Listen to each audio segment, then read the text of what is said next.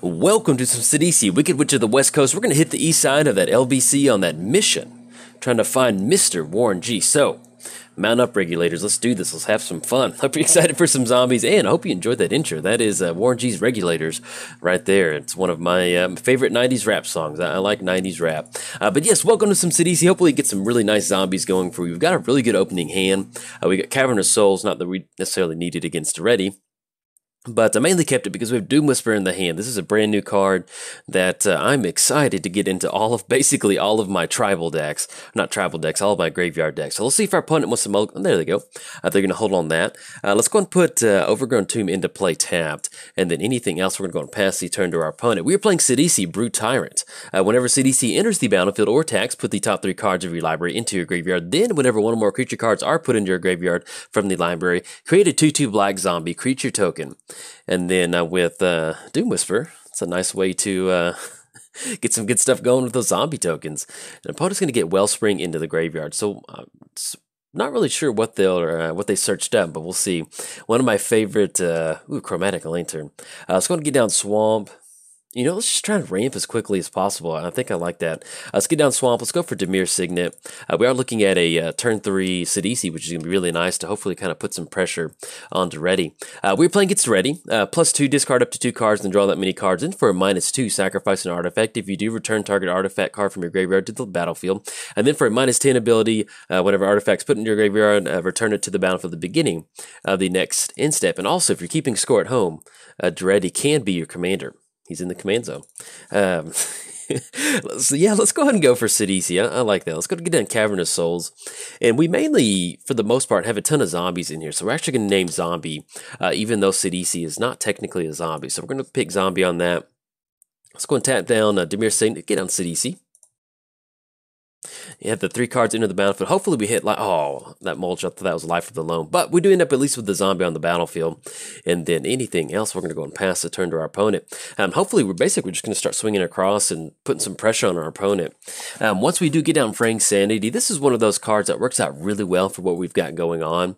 At the beginning of each end step, a Enchanted player puts the top X cards of their library into the graveyard, Rex a number of cards. And the cool thing about Fraying Sanity is that you can target yourself with that ability. You know, if you are playing a mill deck, you can choose your opponent, but for the most part, it actually works out in a really like kind of self-milling deck. It works out perfectly, especially if you get some really good dredge options going. Opponent's going to get on Skull Clamp, and then let's see what we draw into. Draw into Golgari Signet. Now, that will be the land drop with Temple of Malady. Unfortunately, we cannot get down Doom Whisper this turn, so let's go and push across with Sidisi before we get that scry going. Oh, we are hitting these zombies. I love it. It's going to put our opponent down to 25, and that will be 3 total commander damage. Yeah, let's try to get down as much artifacts as possible. So let's go ahead and go for a Chromatic Lantern. And then let's go and get down Temple of Malady. Let's go and get the Scry going, the Scurry, the Fever. Gem Palm Polluter. Yeah, I actually do like that. Yeah, let's put that on top because we can actually cycle that to go for a, hopefully a zombie finisher. So we're going to go and put that on top. I will not be dredging Stinkweed Imp at this point right now because I love Gem Palm. It's one of my favorite zombies. Outside of Shepherd of Rot. Shepherd of Rot is such a fun zombie. If you don't know about Shepherd of Rot is basically, let's get this Wheel of Fate out of the way. There we go. Makes it a little bit easier so we can see what's going on. Shepherd of Rot, it's a 2-mana zombie that you can tap, and each player loses life equal to the number of zombies on the battlefield. And so, especially in a deck like this, you know, now that we've gotten just a little bit ahead of our opponent, once you get that down, you get a lot of zombies going. It's a great way to really put some pressure on your opponent and help you kind of close the game out. When I first got into Magic, I built this kind of like mono black zombie legacy deck. I didn't really understand what Legacy was. I just thought Legacy was old cards, so I built this like mono black zombie deck that used Shepherd of Rot as the main win condition. But it was always it was a lot of fun to play that deck, and I may have to kind of revisit that. I don't really necessarily play a lot of Legacy though, unfortunately. All right, so we do have Combustible Gearhulk coming down. Yeah, we'll go and take the damage on that. No, we don't want. Yeah, we want to cut off the card draw. That's going to be Dreamstone. Yeah, that's not too bad. They only put us down to basically about 20, so we can survive off of that. Now, that does put Anger in the graveyard, so they can swing across with a Combustible Gearhulk if they want to. So we'll see what else they're going to get going. But at least at this point right now, Hopefully we can just kind of build up some really nice zombies, and you know they can't really swing it with a combustible gear Hulk. All it has is basically just first strike. It doesn't have trample. So going to draw into Gem Palm, and then let's go ahead and go for. Do we want to put some pressure on Daretti? We don't necessarily want to swing in with Sidisi, but we can swing in double zombies on Daretti. Yeah, let's go ahead and go for that. I like that. Let's go and swing in with the 2 zombies at Daretti. Now, actually, if we don't swing in at Daretti, that's going to force them to go for the activated ability, not bring an artifact back out. If they wanted to, they could sacrifice Combustible Gear Hulk. Let's try to build up a board state now that I think about it. Because that's going to force them to go for the discard ability. They won't be able to reanimate anything. Yeah, I'm okay with that. Because I don't want them to kind of start bringing back some other stuff. Maybe they sacrifice Combustible Gear Hulk and start kind of bringing that back. I was going to get down Doom Whisperer. Okay, get down Doom Whisperer, and then anything else we're going to pass the turn to our opponent. So we got the 2 zombies on the battlefield. We will be able to go for that pay 2 life, Surveil 2, and start dumping a lot of this stuff into the graveyard. We are sitting at a pretty good chunk of mana at this point right now. We've got 1, 2, 3, 4, 5, 6, 7, 8. So that does put us into the Crater Hoof range. So if we want to kind of surveil until we hit Crater Hoof, we got at least we've got at least 9 activations. We can go off Doom Whisperer. Now, as you can tell, I've got Dark Confidant as my avatar, and one of the downsides to having Doom Whisperer, which is pay 2 life and dump 2 cards in the graveyard, is I like to get really aggressive with it. So we'll see. We are playing against mono red. We definitely need to keep that in mind. But it's always fun kind of getting pretty aggressive with that. And we'll figure out if we ended up going for the Daretti swing in or not. But as far as the new stuff to the deck, we did add Doom Whisperers new. We did add the Stitcher Supplier, which really kind of helps get some of those zombies going, get them onto the battlefield. And then I added Assassin's Trophy because that's kind of what this deck wants, you know, some sort of, you know, universal piece of removal that helps kind of keep the board clear. There's a lot of times that, let's say that our opponent has some sort of prison effect or something like that, not being able to find the destroy target artifact or enchantment. I mean, it's basically Assassin's Trophy is just a beautiful card. I love it. Opponent's going to get down Mirror Retriever. It was 0 cards in the hand, and, oh, excuse me, yeah, they do have Skull Clamp on Mirror Retriever, so they can bring something back. So we'll see what they decide to go for. And then we'll bring back the Wellspring. I think that's what they brought back. Let's see. No, excuse me. They brought back Mind Stone back to their hand. So, and then they're going to put Skull Clamp back onto Combustible Gear Hulk. Do we want to start surveilling to put something on top? Yeah, let's go do that. Let's go for Surveil 2. Let's go put those into the graveyard. And actually, let's go and put Deathrat Shaman into the graveyard, and then we're going to put Jared Orders on top of our library. Yeah, I like that. Okay, that's going to give us a Sidisi trigger. Get an additional zombie. What we can do is we can use that Jared's Orders to search up Crater Hoof. Not going to dredge Stinkweed.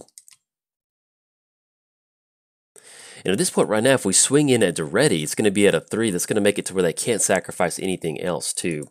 So let's do this. Let's go and push across. We're going to send Doom Whisperer in the air, and we'll send 2 zombies at Daretti. Now, if we end up blocking on both, yeah, that's fine. Let's swing in both at Daretti, because maybe they'll chump block on one Combustible Gear Hulk, and then if we take care of Daretti, that's fine. That's going to be them having to recast it. If we get in for that 2 damage, it's going to make it to where they can't go for that -2 ability to bring back something onto the battlefield. Then we've got Doom Whisperer swinging across. And so we'll use Jared's Orders to search up some sort of Crater Hoof effect to hopefully kind of help us close this game out. Okay, it's going to knock our opponent down to 15, get across for 1 zombie. You know, yeah, let's go and go for Order. Okay, let's get this pumped out. Let's go and grab Crater Hoof. That's going to go into our hands. There we go. I always get really worried I'm going to click the wrong one into the graveyard. And then let's put dump one into the graveyard. Since we do have, actually, do we have an island? We do not have an island. We'll still go and put it in there because maybe we get lucky off of a dredge or something like that. Put Wonder into the graveyard. They'll give us an additional 2/2 zombie. And then Fraying Sanity. Is that something we want to get down? We can also cycle just a little bit to get in 3 damage. Yeah, let's go and go for Fraying Sanity. We're going to choose ourselves. Okay, and that's actually going to work out really well with Sidisi, getting down Fraying Sanity with Doom Whisperer. Can dump a ton of, oh, Hedron Crab. Hey, buddy. All right, so it's going to be 2 more zombies, and then anything else, we're going to go and kick it back over to our opponent. So, next turn, we are looking at Crater Hoof, so depending on what sort of board state they get developed, hopefully this will allow us to kind of close it out. Now, it's kind of, stomping down Crater Hoof. It's always a really fun way to win. We could try to basically go for a ton of more Doom Whisperer activations. So even if we didn't search up Crater Hoof, what we could do is basically just kind of go for a lot of Doom Whisperer activations and get a lot of zombies on the battlefield. Before we go to the end step, we could also go for a cycle off of a Gem Palm Polluter. So we'll see what sort of board state our opponent gets developed. But that's what makes Sidisi so much fun, and especially Doom Whisperer in a deck like this. Since we are playing against a mono red deck, we don't really have to. You always have to watch out for some sort of burn spell, to be honest. But for the most part, since we can go for those Doom Whisperer activations, and the mono red deck we're playing against is really more of an artifact-based deck, just using your life total as a resource with Doom Whisperer is one of the best feelings in the world, especially if you you can get all the way down to 0. I don't know, it's just fun. I love paying life to go for those activations. All right, opponent's going to go for Squee. At the beginning of your upkeep, you may return Squee from your graveyard to your hand. Now, basically, they're going to be going for a Skull Clamp activation just to kind of get a little bit of card draw. So even if we go for a few more Doom Whisperer activation, let's say we get a few more zombies onto the battlefield. It's going to be 1, 2, 3, 4. That's going to be at least 14 coming across. Skull Clamp on the Combustible Gear Hulk. Let's see if we can't. I don't know if I've ever technically gotten a Gem Palm Polluter win. So let's try to just dig a little bit deeper, especially since our opponent only has Ancient Tomb up at this point right now. Let's go and put that into the graveyard. And we're going to put Palace into the graveyard too. Nyx Weaver into the graveyard.